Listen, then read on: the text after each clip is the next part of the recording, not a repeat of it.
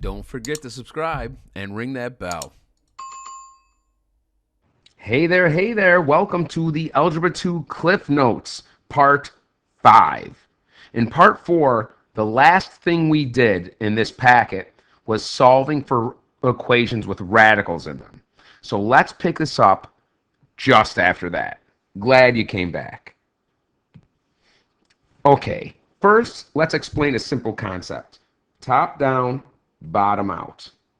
All right, what does that mean? If I have x to the 3/4, okay, and I want to make that into an expression with a radical, my top just slides down and becomes the new exponent. And my bottom slides out and becomes the root. Top down just came down, the bottom came out. Now look at, if you want to remember it another way, like the denominator is the root and the numerator, okay, of my fraction exponent here is the new exponent to the base x. You can do it that way. But it's easy to just say top down, bottom out, done. Now, let's take solving for radicals a step further and turn those radicals into rational exponents, all right? Now, just like solving for a regular radical, the first thing that we want to do is we want to make sure we get the radical and everything that's under it alone on one side. So what I'm going to start off doing is I'm going to subtract 1.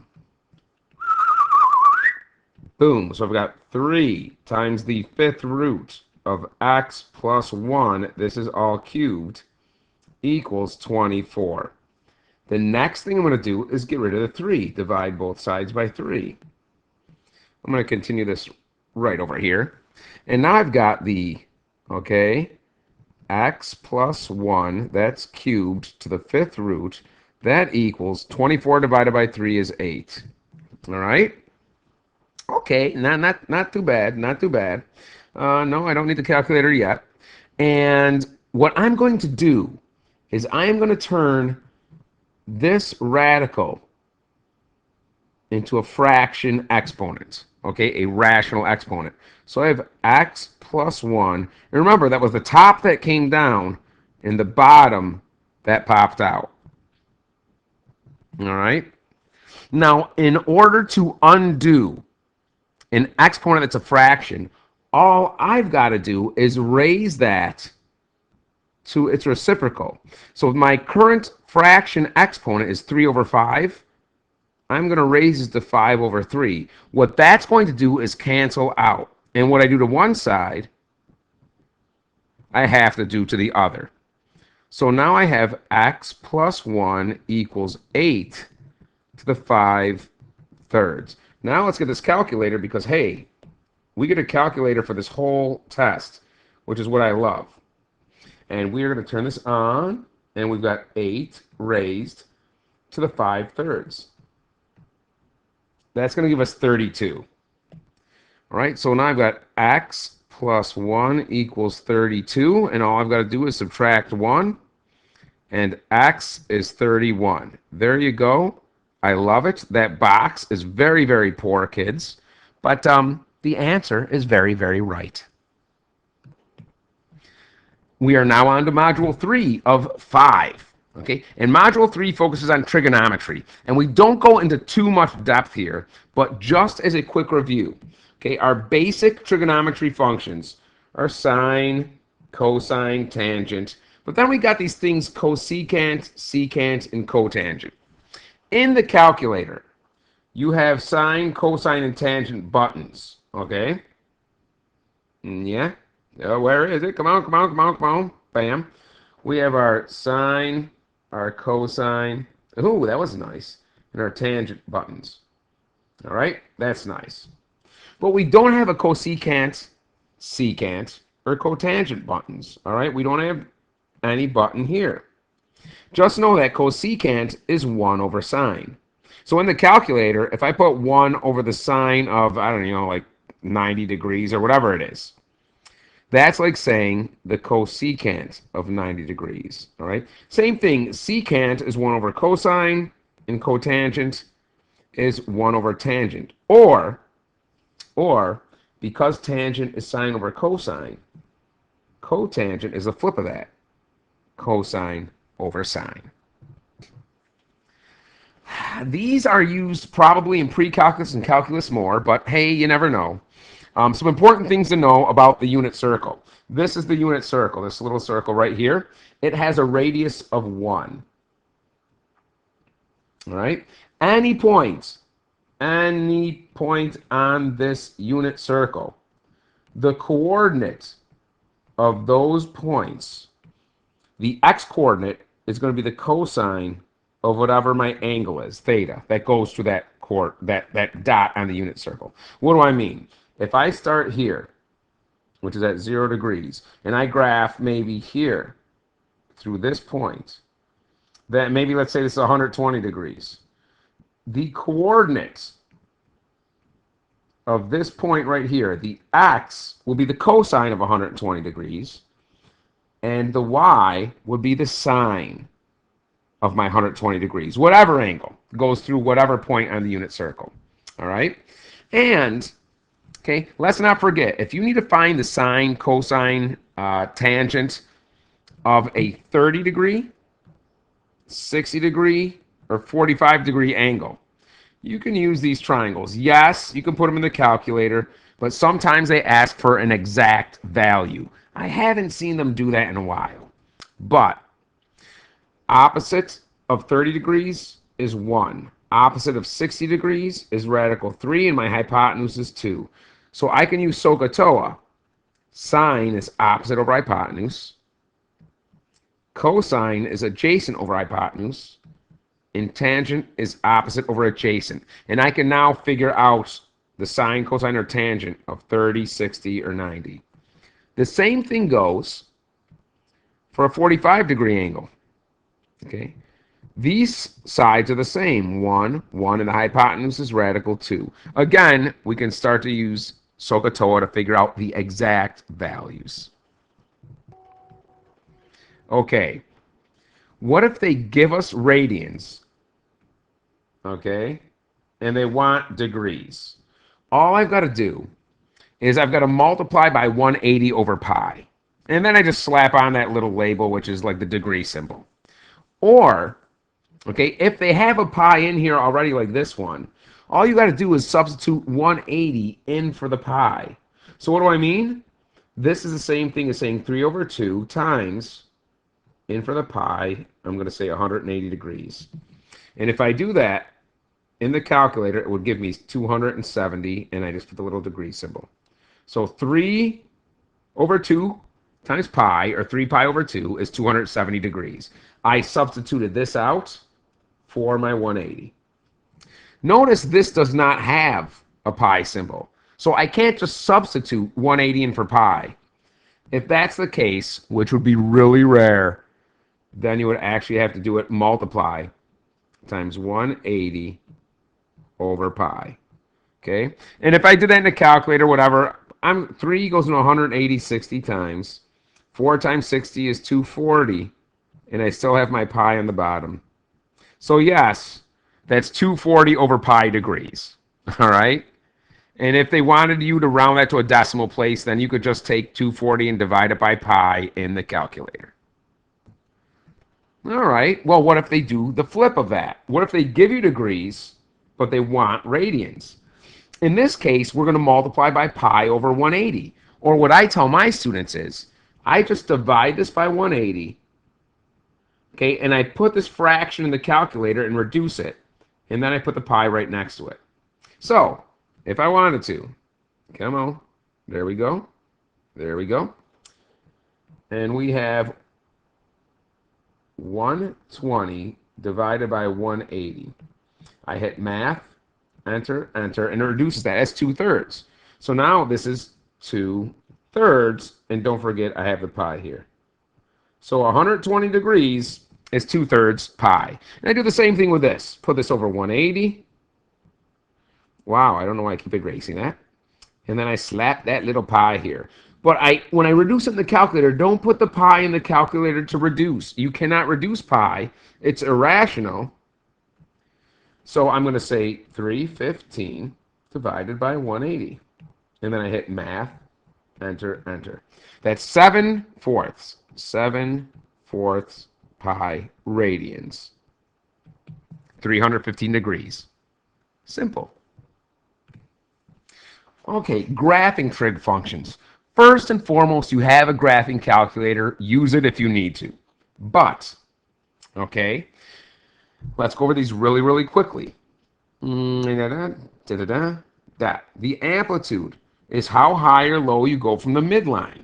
Okay? The amplitude is this A value. So that will be my amplitude. Boop. It mentions something about from the midline. All right?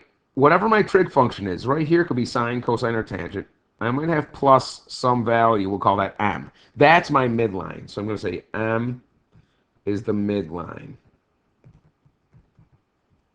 Okay? That will be the y value, okay, where you're starting your curve. If you have a sine, it goes up, down, and up. The midline is right here, this dashed line. If I'm doing cosine, it starts up high, okay, then ends up high. Here's down low, and here's the middle. This is the midline on cosine. It's literally the middle of your curve. All right? So, whatever number I'm adding or subtracting to the end is my midline. Okay? It's the horizontal middle of the graph, like I have right here. That's the m, the midline. Now, if you're not adding anything to it, if this was gone, it's like I'm adding 0, so my midline would be 0, where y is 0. That's the x-axis, okay? But there you go, poops and giggles. Now, the frequency. That's the number of cycles in, wait for it, 360 degrees, or if it's in radians, it's 2 pi. All right? The number of cycles I see in 360 degrees are 2 pi. And that, my friends, is the B value. That's the frequency. All right, go down here, boop, whatever number's in front of that x. And last but not least, we have something called the period. That's the distance. It's degrees or radians, whatever, of, wait for it,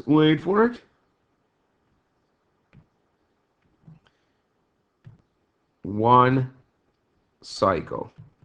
So 1s, this is 1 cycle of sine. 1 cup, that's 1 cycle of cosine. That's the distance it takes to do 1 cycle. Because sometimes you see 2 or 3 of these things. That's the period. Now, if I know the frequency, the period is 360 divided by whatever the frequency is. I'll put F for frequency. We say frequency is the B here. That's how a lot of books do it. But you can use F. This is also interchangeable. For example, if you know the period, but you don't know the frequency, I can say 360 over the period.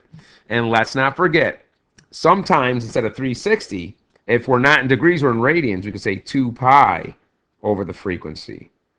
Or 2 pi over the period here. What we have in front of us are just very basic sine and cosine curves. What do I mean? This graph here on the left is y equals the sine of x, okay? It goes up to 1, that's the highest point, and goes down to down to -1, that's its lowest point. And 0 is the middle. That's the midline. Right now I'm technically adding 0, so that's where the kind of the midline is. All right? It starts at 0, comes up to 1, hits the 0 again, comes down, then comes back up. Okay, for this right here, I'm graphing it to 360 degrees. 0 degrees, 90 is where the high point is, 180 is the middle, 270, and 360. On the right, this is cosine. Y equals cosine of x. Again, the high point is at 1. The low point is -1. It's down here. And in the middle, 0. That's where it actually touches the x-axis, and it ends up high again. And if these are degrees, 0 degrees, 90, 180 is where its low point is, 270 it hits the x-axis, and at 360 it's back up top. Okay, so those are just basic sine and cosine curves. If they ask you to graph something funny, like y equals 3 sine of 2x plus 1, just put that in your calculator. Okay, don't get crazy. All right, trig identities.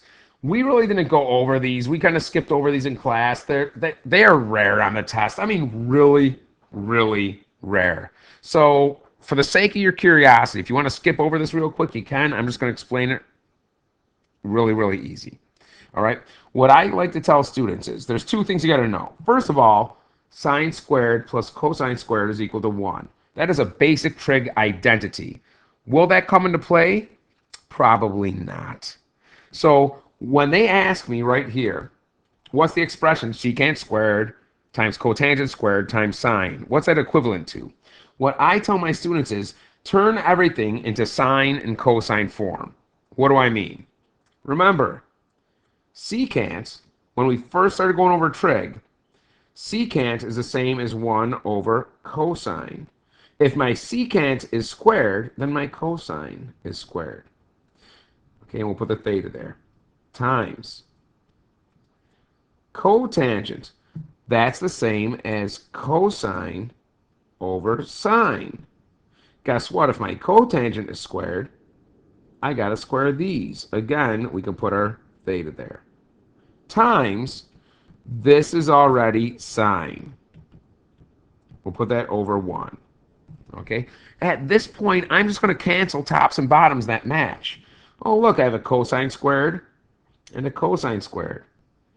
Oh, look, I can cancel one of these sines with one of these. Because remember, that was sine squared. Now it's just sine. So what do I have left? I have 1 on top over sine times 1 is sine. Which trig function is the reciprocal with sine? Cosecant of theta is 1 over sine. Okay? And if you're just curious, boop, boop,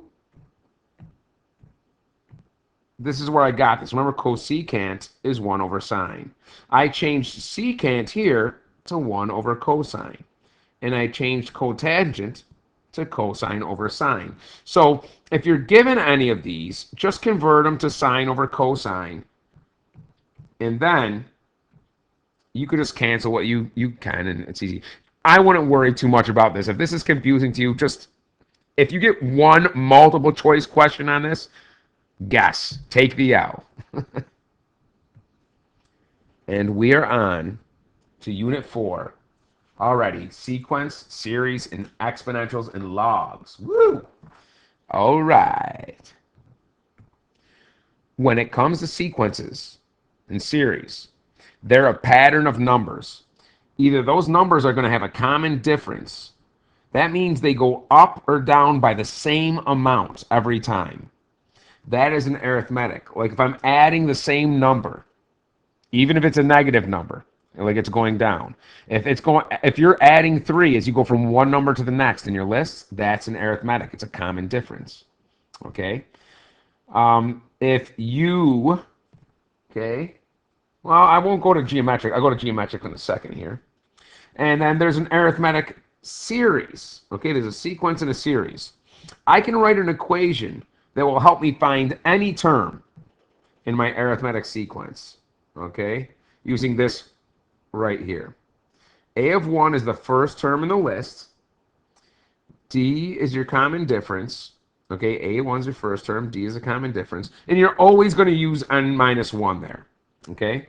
If we need to add up this sequence, they call it a series. It's a sum of an arithmetic sequence. I'm just going to use the summation in the calculator. And we're going to use the same formula we came up with. And we're just going to put it into our summation. All right? I have an example. Don't worry. So there's arithmetic, but then there's geometric. That has a common ratio.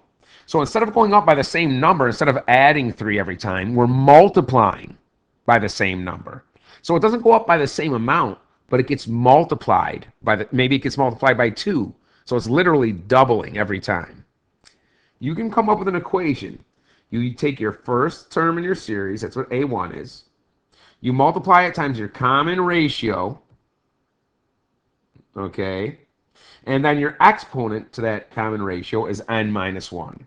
And of course, for your arithmetic series, you can add them all up by using the summation in your calculator, and I'll show you how to do that. You put the summation, and in your summation, you use the same formula you came up with. All right, let's find the sum of the first 8 terms of each one of these sequences, okay? And then we'll end this part 5 video after this. Okay, so the first thing we're going to do, let's look at this first one over here, number 1. 1 isn't part of the sequence. Let's look at this first one right here, all right? Now, I'm looking at this. 3 goes to 7. I know I add 4. When I go to 7 to 11, oh, I add 4 again. This goes up by the same amount every time. That's how I know it's arithmetic. So I have a common difference, and that common difference is 4. Okay? So how do I write the equation for this? I take my first term, which is 3. Okay? And then I add n minus 1.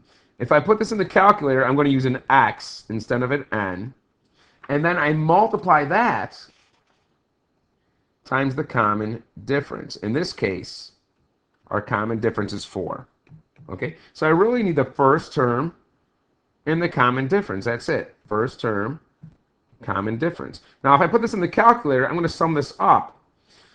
In the calculator, I've got to let it know how many terms, because this list can go on forever. But I want the first 8 terms. So in the calculator, I'm going to put when x equals 1, the first term, and I'm going to stop after 8 terms. So literally, quite literally, children, this is going to go in the calculator, and I'm going to hit enter, and it's going to give me a number. All right? So let's go ahead and see what that would be. Boop. Go.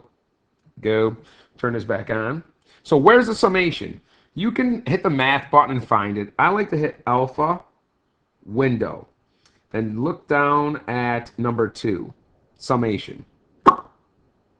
Okay, when x starts at 1 for the first term, I go up. I want the first 8 terms, and I put that equation I came up with. 3 plus x minus 1. Then in parentheses is my common difference, 4. That's it. Boom. 136. Done. 136. That's it. Let's do the second one. Okay, so to go from 2 to 8, or excuse me, 6, I add 8, but 6 to negative 18, I don't add 8. Okay, so that is not arithmetic. It doesn't go up by the same amount every time.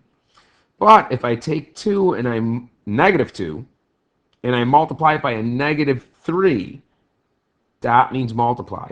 Because a negative times a negative gives me a positive. That would give me positive 6. If I take positive 6 and I multiply it by the same negative 3, I'll get a negative 18. Winner, winner, lobster dinner. We have a geometric series. My common ratio is negative 3. That's what I'm multiplying by. I need to come up with an equation. Just like my arithmetic, I need the first term and the common difference. My geometric, I need my first term, which is negative 2, and I need my common ratio, which is negative 3, and I raise it to the n minus 1. Now here, in the calculator, I'm going to use x. And if I want to add up the first 8 terms, again, I say x starts with 1, that's my first term, all the way to term 8. And I just put that in the calculator. Quite literally. Children, literally.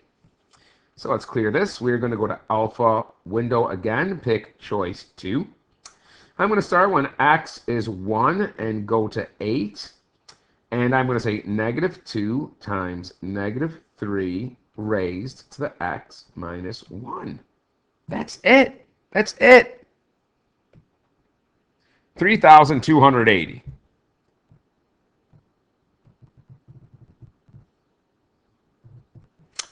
There you go.